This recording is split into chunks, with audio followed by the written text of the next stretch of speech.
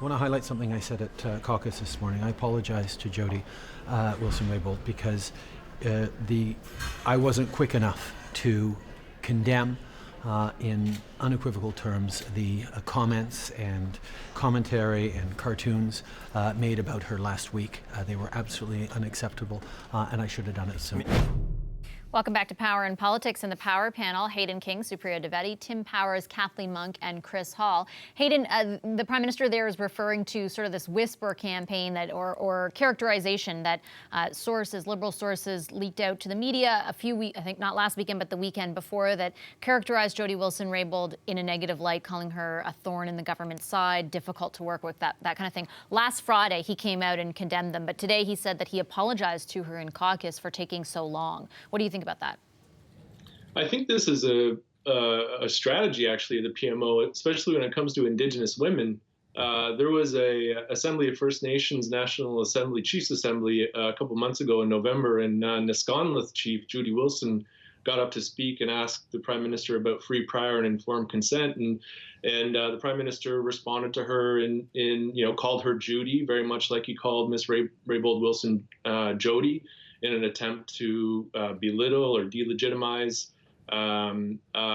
their position. So I think that we've seen this before from the PMO, and so I wouldn't be surprised if these were direct attempts to attack Jody Wilson-Raybould's credibility on this particular issue. And it was pretty dark what we saw in the media in terms of how Jody Wilson-Raybould was treated, both by members of the Liberal Party and also by the media. What do you think of the apology that he made, though?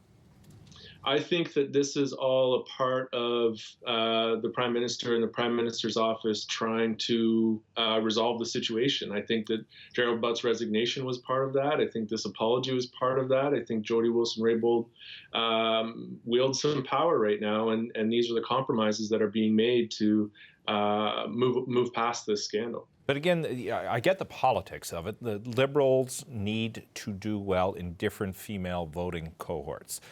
Anybody who saw the language used to describe Jody Wilson-Raybould, whether they were male or female, would see it was way off the mark. It was mean, it was nasty and awful. The Prime Minister himself, in one of his press conferences, as you know, wasn't necessarily as warm and constructive in his language as he was today. I think they're feeling the pain in that regard. But the other problem that's emerging for the Prime Minister around all of this, it's who's really in charge? I mean, again, I go back and say Jody Wilson-Raybould, who was demoted in Cabinet, who then left Cabinet, is effectively calling a lot of the shots, and good for her, of the government right now. The Prime Minister is all over the place trying to figure out where he needs to go. And again, never mind this particular scandal matter, to whatever degree it goes, as a leading, as a leader, I'm not sure he's sending a great message to the public either about how he deals with difficult circumstances. I am sure it's going to be spun that, as he tried to in the House, he's listening, he's consulting, but he looks disorganized, discombobulated. And if Supriya's theory is accurate that there's nothing to see here, God help us when there is something to see. If they can't manage this properly, what happens when there's something really difficult that's going to happen? So that's the other side of this. You know, I think that the analysis about, perhaps the Prime Minister is dealing with this for external issues that Hayden and Tim have mentioned in terms of external electoral issues may be true. But I actually think the message today about the apology was an internal communication management issue. I think that was about caucus management. I think that he had to make that apology, and he did so after caucus because, frankly, the members of his caucus demanded it in some way. Maybe not a physical demand, maybe not actually saying that, but he felt that it was necessary to appease and manage internal issues in caucus.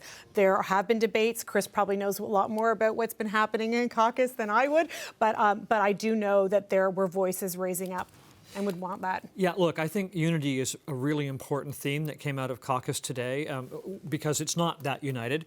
First of all, let me just say, I don't doubt the sincerity of the Prime Minister's apology. I just don't. No, I think that's exactly true to character. But I go back to some of the things that we've talked about before. Jody Wilson-Raybould, I do accept Tim's line that she is the one who is effectively in charge here. People need her back on board. She represents much more than just a lost cabinet minister to this government. She represents exactly the kinds of things that they've been trying to promote around reconciliation, around equality for women and those sorts of things. If you're trying to put the genie back into the bottle at this stage, you have to make some concessions. I don't include the apology in that, but let's assume that it is. I include this meeting and allowing her to attend at Cabinet, even though there was a debate about whether she should be allowed to say her piece.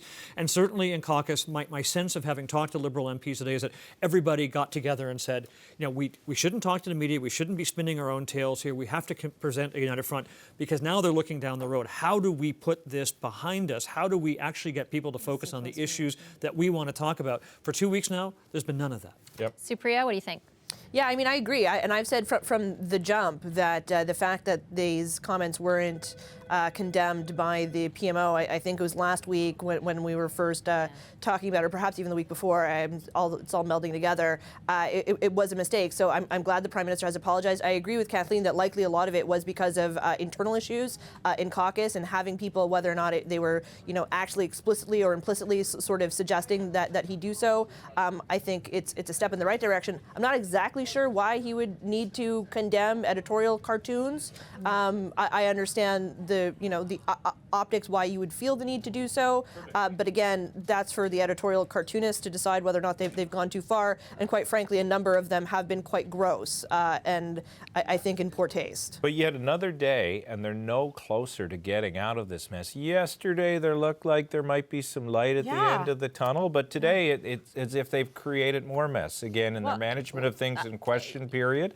And and also the fact that there doesn't appear to be a clear pathway out here, the uncertainty as to what, and now the resistance also of not letting Jerry Butts appear before committee. If there is nothing to worry about, why don't they do that? Hayden, I want to ask you about that committee, because Justice Committee meets tomorrow. It's expected that they'll hear from the new Justice Minister, David Lametti. How do you think that committee is going to go?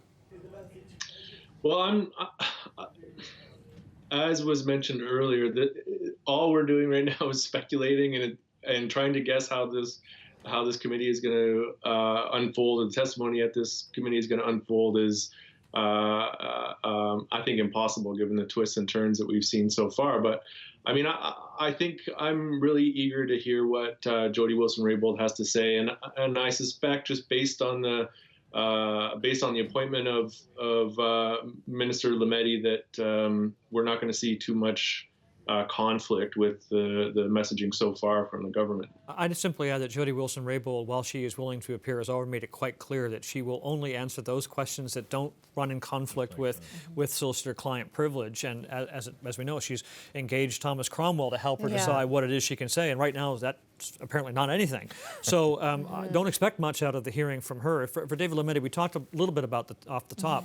He's got to set the stage for what the boundaries might be in terms of the kinds of discussions you have around a pending prosecution, and the role of the Attorney General. Supriya talked about it earlier. Justice Minister does legal policy. The Attorney General is a senior law officer representing the government. You can't advise her or him, but you can have a discussion. We understand under the Shawcross principle about but generally broad strokes here. The question is, what that line cross? Right. The only person who really knows that, there are only 2 or 3 people who really know that. None of them are talking.